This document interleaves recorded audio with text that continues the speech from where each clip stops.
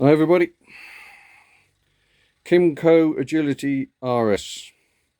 Um, if you've seen my previous video on this bike, that I bought this bike for my son. It was a non-runner, and I managed to fix the carburetor because the slide was stuck, and it started straight up.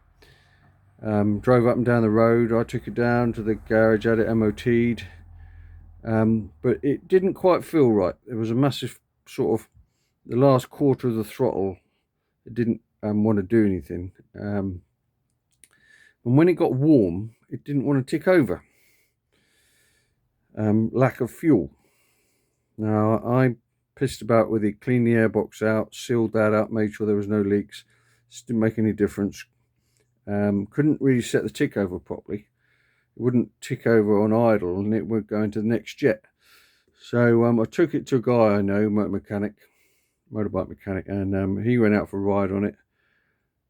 And he still didn't sound right. And then, of course, it stopped. Couldn't get it going again. And he said, I think it's got lack of compression. Maybe it's the engine's bollocks. And when I brought it home, I can't see what I've done with the piston now. Let me show you this. This is a piston scored to buggery when I took it apart. And obviously the bore's the same. And what caused the lack of compression and the burning out, if I could show you this. This is the oil pump. The worm gear isn't engaging properly because it's worn out. And that goes into the bottom of the crank there. And to see if that gear is worn, got to split the engine. Now he found another one of these for me on eBay, so we're going to change that. I bought a piston kit which was 68 quid for a whole new bore, gudgeon pin, piston, gaskets, top and bottom gasket, exhaust gasket, new clips, rings, everything. I thought that's pretty good, but he said you've got to really run them in properly. So we're going to change the oil. So I don't know what oil's in here. It might be cheap crap. So we're going to change that, make sure it's pumping oil, and run it in. Put the exhaust back on. Now, he said to me, he says, right, before you put that exhaust back on, because he knows I'm a welder, you've got this massive pipe stuck on there. He said, cut that off, blank that off. And there was a pipe running out here which went to the emission circle EGR, exhaust gases recirculation system, which basically it's just a pipe diverts off there, goes to a filter. So what they're doing is by taking a bit of the emissions away and putting it in a foam filter, they're saying that's lowering the emissions. So you say cap that off. It's not a de-restriction, but it's going to make the exhaust breathe better because it's not getting the back pressure from this turbulence going on in this pipe. He says it makes it a lot easier running it in because you're not having to give it so much squirt to get it going. I'll just turn that off.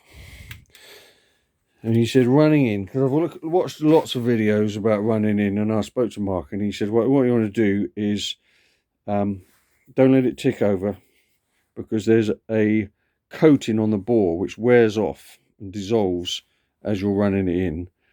Don't let it sit there idling, because it's taking that coating off the bore, and it's not under load. So he said what you need to do is start it up, drive up and down the road using hardly any throttle at all, so it's under load, come back, let it cool down, go out again, but you need to vary your speeds. Don't sit at 20 mile an hour. That's what you say, don't go over 20 mile an hour. So don't just go out and sit at 20 mile an hour. You need to vary your speed like you would if you're driving around the lane, especially here on the island.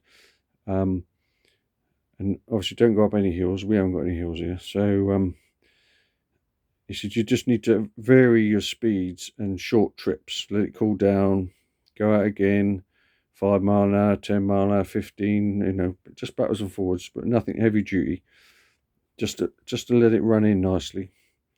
And then you can slowly pick that up as the mileage goes up, get up to 20, do about 100 miles.